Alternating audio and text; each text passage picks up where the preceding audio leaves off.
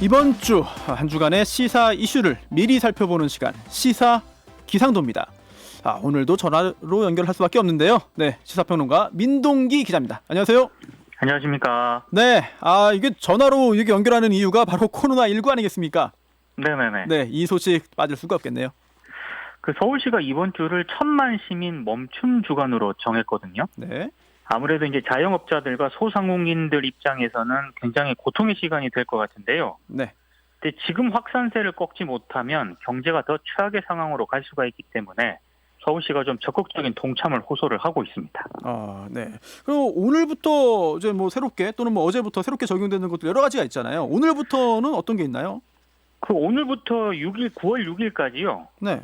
매일 밤 9시 이후에 서울 지역 시내버스 운행 횟수가 줄어들게 됩니다. 아무래도 시민들의 이른 귀가를 독려하는 그런 차원인 것 같고요. 네. 그리고 오늘부터 역시 9월 6일까지 7일 동안 수도권 소재 학원 수업은 비대면 방식으로만 허용이 됩니다. 네. 이 기간 동안 독서실, 스터디 카페에는 집합 금지 조처가 시행이 되고요. 네. 만약에 이걸 위반해서 운영을 하다가 확진자가 발생을 하면 치료비라든가 방역비 등에 대한 구상권 청구도 검토를 한다고 하니까요. 네. 꼭 지켜주셨으면 좋겠습니다. 이게 참 많은 분들이 함께 협조를 하는 건데, 그렇죠. 이번 주로 끝나고 다음 주부터는 다시 조금 더 일상으로 가까워지면 좋겠는데요. 네, 다음은요? 이번에는 국회로 가야 될 것 같은데요. 국회요. 예. 오늘부터 국회가 다시 문을 엽니다.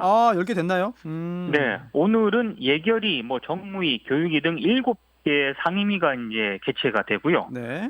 내일은 법사위, 기획재정위원회 등 5개, 그리고 모레는 운영위 등 2개 상임위가 전체 회의를 열게 됩니다. 네. 그리고 내일은 국회 개회식을 시작으로요. 약 100일간의 정기국회 일정에 또 들어가거든요, 국회가. 네. 근데 개회식을 대비해서 본회의장 의석에는 비말 차단용 칸막이가 설치가 되고요. 네. 각 상임위 회의장에도 칸막이 설치 작업이 진행 중입니다. 그리고 애국가는 마스크를 착용한 채 1절만 부른다고 합니다. 여러 가지 또 조치들이 또 취해지고 있는데 이제 네. 국회 얘기했으니까 자연스럽게 정치 얘기도 좀 궁금해지는데요. 네. 미래통합당 네. 오늘 여러 가지 중요한 일이 있지 않습니까? 특히 가장 중요한 게 새 당명 후보를 공개를 합니다. 예. 당명 후보에 대한 복수안을 보고를 받고요. 네. 통합당 비상대책위원회가 네. 의원총회를 거쳐서 당의 새 이름을 공개를 하거든요. 오후에. 아하. 물론 이제 최종적인 결정은 9월 2일 전국위원회 의결을 통해서 최종 확정이 되긴 합니다만 오늘 새 당명이 어떤 것이다 이렇게 공개를 하게 되는데요. 네. 원래 이거 공모를 받았거든요. 그렇죠. 공모를 받았는데 가장 많이 공모가 접수가 된 게 국민이 3,300여 건으로 가장 많았다고 하고요. 예. 자유한국, 미래 이런 이름들이 뒤를 이었다고 합니다. 이게 사실 파격적일 수도 있다 이런 얘기 나오고 있어가지고 어떤 이름으로 이제 이름을 바꿀지 저도 좀 굉장히 좀 궁금한데 오늘 일정이 더 있나요? 2가지만 더 말씀을 드리겠습니다. 예. 서울대병원이 오늘부터 9개 내과 분과의 외래 진료를 축소합니다. 아무래도 전공의들이 집단 진료를 거부하지 않았습니까? 네. 교수들의 진료 부담이 과중해진 데 따른 그런 조치인 것 같고요. 네.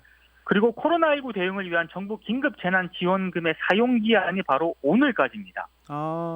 만약 네네. 오늘 사용하지 못하면은 네. 잔액은 환급되지 않고 국가와 지방자치단체로 반납이 되니까요. 이것도 좀 고려를 하셔야 될 것 같습니다. 알겠습니다. 자, 그러면 화요일로 갈까요?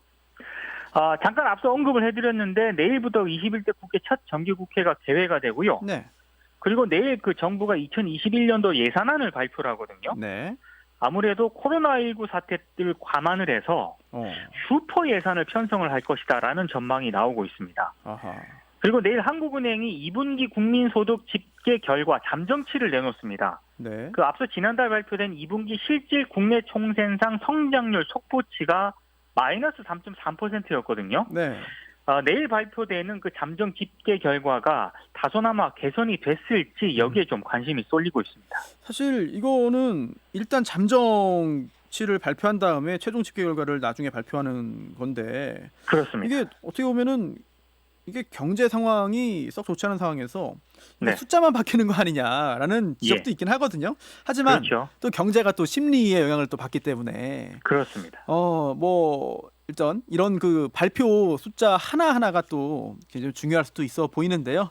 네. 다음으로 또 어디로 갈까요? 코레일로 가봐야 될 것 같은데요. 코레일. 네. 한국철도 코레일이 코로나19 확산을 막기 위해서 올해 추석 명절 승차권을 네. 내일부터 9월 3일까지 사흘 동안 100% 온라인으로만 사전 판매를 한다고 합니다. 그럼 창구에서는 판매를 안 하는 거군요.